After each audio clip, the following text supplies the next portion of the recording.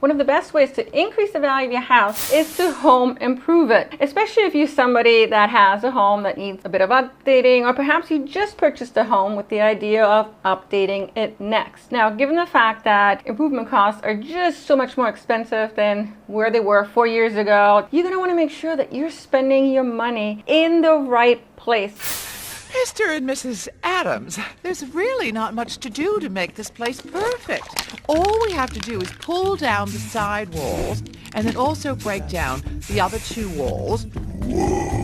In this video, we're going to talk about those home improvement costs that you should avoid now and later as you're going to go on the market to resell, because guess what? Buyers are probably not going to give you as much as what you paid for it. Let's start off with the first one, and that is high-end custom lighting. Yes, custom lighting can look beautiful, especially at nighttime, of course. If you're somebody that is quite often outside, maybe there's a lanai area, there's quite a lot of custom lighting, it can look beautiful. But you know what? Let's just go back to the basics. A lot of home buyers are not going to be looking at the house at night. And even if they did, they're probably not going to value the money you spent in the custom lighting as much as you do, because first of all, they're thinking, well, electric costs are so much more higher. And quite honestly, I'm not spending as much outside to really take advantage of everything you spend in the custom lighting, the garage conversion into living space. How often have we seen that? Where they've taken maybe a 3-car garage and one of the sections is now converted into maybe a bedroom or perhaps a gym. Now, in many cases, the conversion is much more of a DIY job. The insulation, in many cases isn't done properly, and it just seems to always take a little bit more to either heat or air condition the area. And so for that reason, it's just not practical, but also most buyers are probably going to want to have that extra garage space versus utilizing it for a gym or an extra bedroom. So if you're somebody that's looking to do this, don't, unless you're getting a lot of enjoyment in maybe having a gym in your garage. That's a whole nother ballgame. But when it comes to resale value, don't do it. So it's bold and just crazy renovations. I'll be blunt. I have 50 houses to sell down there, and their view of your property is, well, off-brand. Maybe you've always wanted to have these very exclusive Spanish tiles on the floor, and that's just how you're outfitting the entire home. Or perhaps you wanted to have an extremely personalized kitchen with maybe orange cabinets and just this really interesting granite countertop that isn't considered very mainstream. Well, chances are that yes, some buyers may actually see the beauty in the renovation that you've done, but chances also are that a big buyer pool is just going to bypass your home. If you were to sell it, the safest option for you is to go with something that's considered more modern, it's more mainstream, it has much more of a neutral feel and look to it. I mean, I was in a situation with a home buyer. They walked into a home where the house had, yes, very interesting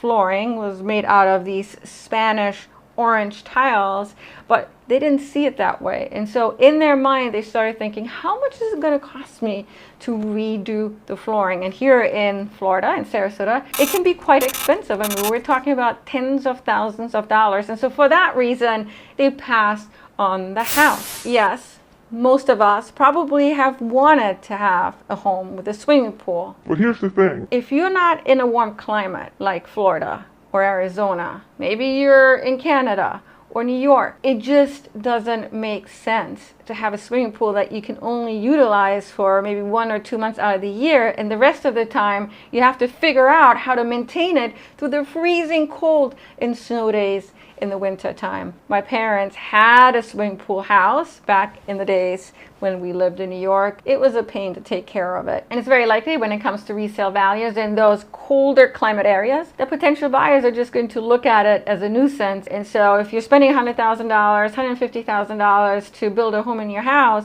do it for you. Don't do it to resell it, because you're just going to get a fraction back of that when you do resell it. Now, I will say that in warm climate areas such as where I live in here in Florida, a pool is very sought after. People are willing to spend money on it. I doubt you'll be able to recoup 100%, but a big portion of it. You'd be able to use a pool here almost 12 months out of the year, for the exception of maybe that 1 week it's cold in the wintertime. You know, I was reading somewhere that wallpaper is coming back in style, and I would say, you know, as long as you use it sparingly and exclusively in, say, one room inside of the house, yeah, it could be a style statement. But now if you have wallpaper all over the home like they used to use decades ago, first of all, your home isn't going to show nicely. It's going to seem dated, in my opinion. But also with wallpaper typically comes a lot of different designs on that paper. Buyers are, first of all, not going to be able to see the allure of just the layout of the home itself, the beauty of the home itself, because they're going to be so hyper focused on that wallpaper. But also,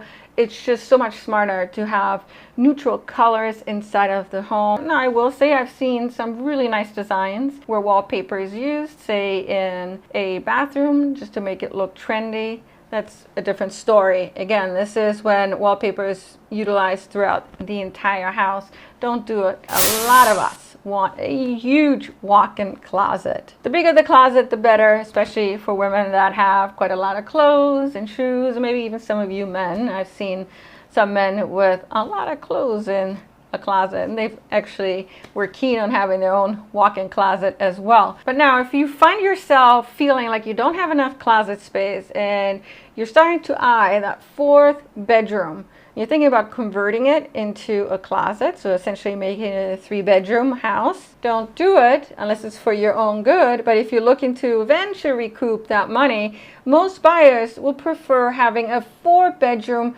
versus a 3-bedroom house with this huge, gigantic walk-in closet. Here's one that's really important. Maybe I should have talked about this one first, and that is you should not over-improve the house based on what your street, your neighborhood can carry. So for example, if you have a home that's worth $500,000 and the home is relatively similar to the other homes on the street, and you're looking to spend $200,000 in renovations, yet a similar home that was similarly updated was selling for $600,000 in your neighborhood, you are over improving it. Also, if you're in a mid-range type of neighborhood, not considered luxury, you're looking to put luxury types of appliances, say, in the kitchen, or perhaps you're looking to go for luxury cabinets, you might actually want to scale that down, because most buyers aren't going to be luxury buyers. They're not going to be looking for that. And so if they're not looking for it, they're not going to be paying for it.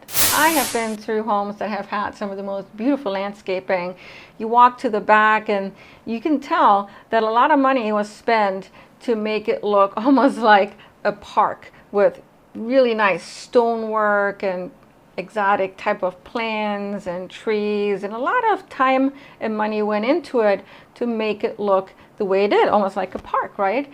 But that's exactly what the issue is. Most of us don't want to spend our time taking care of landscaping, because that's going to take us away from our work, from our family, from our friends. Now, if you have disposable income and you have lots of it, then yeah, maybe you outsource it. But I would say for the majority of people, especially if you're doing the landscaping in a home that's not considered a luxury house, you're not going to see that money back, because the majority of potential buyers are going to look at the landscaping needs and they're going to realize it's going to cost them too much money, or it'll just take too much time away from other things they could otherwise do. As I have been saying continuously through this video, do it for yourself. Don't do it if you were to resell the home. And that concludes my video today. I hope this was helpful. If you have any questions in terms of what home improvements you should do versus not, you can always leave me a comment in the comment section here. Also, if you want to chime in, perhaps you're somebody that has just recently renovated their house or their condo, leave us a comment as well. Thanks so much for watching today, you guys. I wish you a fantastic day. Take care.